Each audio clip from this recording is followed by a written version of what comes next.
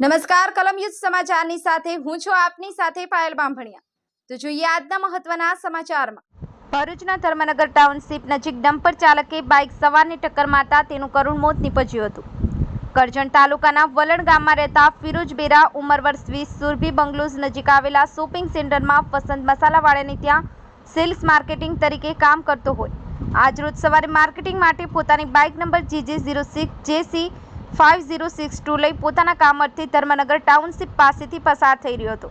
તે દરમિયાન પાછળથી પૂરપાટ ઝડપે ઘસી આવેલ ડમ્પર ચાલકે બાઇક સવારને ટક્કર મારતા અકસ્માત સર્જાયો હતો।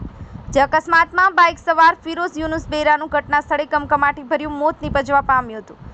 અકસ્માત બાદ ડમ્પર ચાલક પોતાનો ડમ્પર મૂકી અને ફરાર થતા લોકતેડાઓ તેને પકડી પોલીસના હવાલે કર્યો હતો।